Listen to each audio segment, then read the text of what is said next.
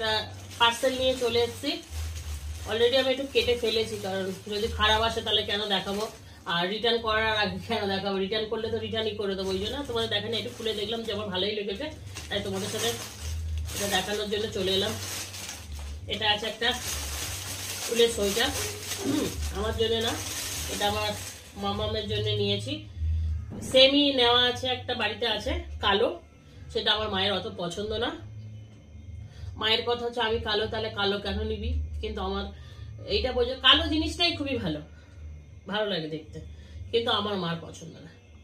তো এই কালারটা নিয়েছি, ওটা নিয়েছিলাম দু বছর মতন হয়ে গেছে, আমার মা তো ব্যবহার করেনি, একবার মনে হয় পড়েছে, একবার কি দুবার, কি একবারও পরেনি, আমি ঠিক খেয়াল নেই। তো এই কালারটা নিয়েছি, এই কালারগুলো আমার মায়ের আবার ভীষণ প্রিয়।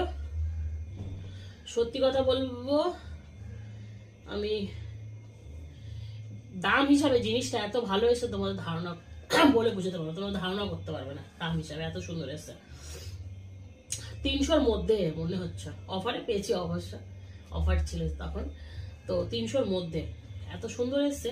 আর আমি বাইরে দিয়ে কিনেছিলাম ওটা 500 কত টাকা দিয়ে, আমার মনে আছে, মানে আমাদের এখানে কাছে যে মার্কেট, সেই মার্কেট দিয়ে কিনেছিলাম। তো এটা 500 টাকাও না, 300-র মধ্যে যত সম্ভব হবে, আমার এখন মনে আসছে না।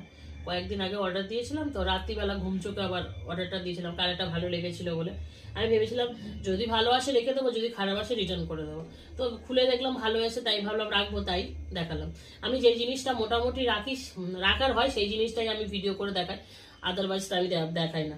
নেবো না, বেকার ভিডিও করে একটা ভিডিও আপলোড করে দেবো, আমি সেটা করি না, ভালো লাগে না সেটা আমার পক্ষে। ওই বদনাম আমার দ্বারা হয় না, যার জন্য আজকের আমার অ্যাকাউন্টে কিছু হয়নি, আমি জিরোই রয়েছি। তো তোমাদের কেমন লাগলো অবশ্যই জানিও কমেন্ট করো, আমার তো ভীষণ ভালো লেগেছে। চলো টাটা।